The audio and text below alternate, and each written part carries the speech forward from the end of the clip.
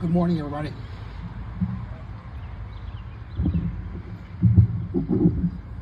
On April 7th, I received an honorable discharge from the United States Air Force and a 100% disability retirement because I had cancer of the thyroid. 18 months later, on November 10th, 1971, I gave up that retirement and returned to active duty in order to fly combat in Southeast Asia. On March 1st, 1973, I returned home from a year's worth of combat. Defending our country, I spent the next month on leave with my family and friends. The next duty assignment took me to the Sacramento area and Mather Air Force Base in particular. On Shabbat morning in April, I went to the nearest synagogue in order to give thanks to the Almighty for delivering me safely back home. All my civilian clothes were in transit, so I attended the services in my Class A blue uniform. Not a single person would talk to me before or after the services. I left that synagogue and did not return to any place of worship until I met and married my Betsy. Unfortunately, what occurred in that synagogue was a microcosm of the reception received by combat veterans of the Vietnam War. The animosity shown to us by the people we were sworn to defend further isolated all of us, which made it more difficult to overcome the psychic wounds to our souls as well as the physical injuries to our bodies. In 2019, I was diagnosed with having stage 4 mantle cell lymphoma, primarily around my eye sockets. During the year that I flew combat, I was exposed to Agent Orange. The doctors informed me that lymphoma develops some 40 to 45 years after that exposure. So my tour in Vietnam came back to haunt me again. But this time, I have the support of my synagogue and Post 126 of the Jewish War Veterans, which I greatly appreciate. After the diagnosis was given to me, Betsy asked, if you knew this was going to happen, would you have given up your 100% disability to rejoin the Air Force and fly combat? My answer was unquestionably yes. I would do it all over again. Betsy then asked, why would you do so? It was not a simple answer. My country was at war, and I felt an overwhelming need to serve. I didn't think I would have become the man that I am without that year. I did my duty, and I did it very well.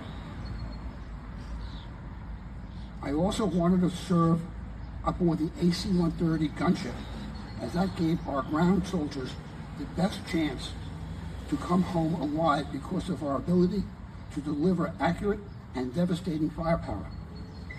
The experience of serving in the 8th TAC Fighter Wing, the most storied wing in the entire Air Force, and in particular the 16th Special Operations Squadron, was the most difficult yet greatest experience of my life. I was the only Jew in my squadron.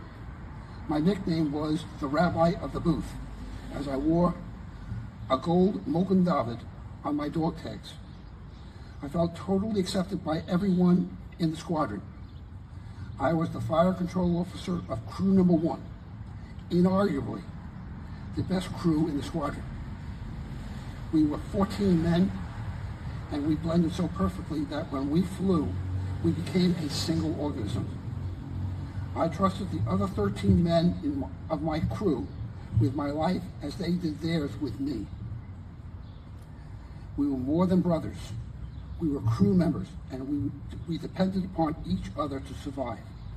Only in war can you experience that level of bonding. In that year, I also learned what a real leader is as the fires of war burns away the outer shell and leaves exposed a person's true ability to lead. In the ATAC fighter wing, leadership was by example.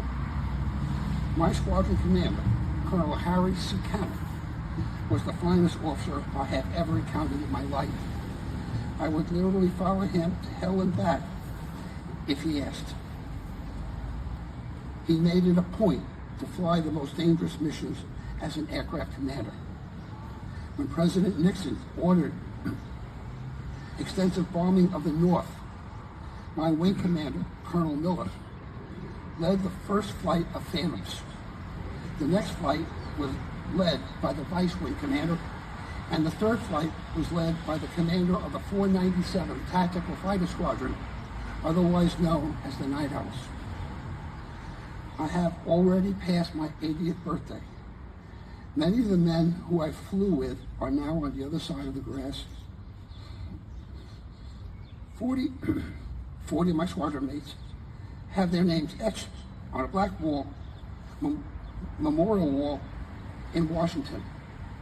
12 of them were on an airplane that I was on when we were shot down. My son is named after the pilot of that aircraft. When we say Kaddish, the Jewish prayer for the dead, I keep them in mind as we praise the One. There are some on that list that I will miss every day of my life. It hurts when I think of them and their shortened lives. Sometimes in unguarded moments, literally to tears. As the years pass, the pain abates and the good memories of them and their deeds flow into my mind, and I feel close to them. I am truly grateful I got to know them. Yes, Betsy, I would do it all over again in a heartbeat. Thank you.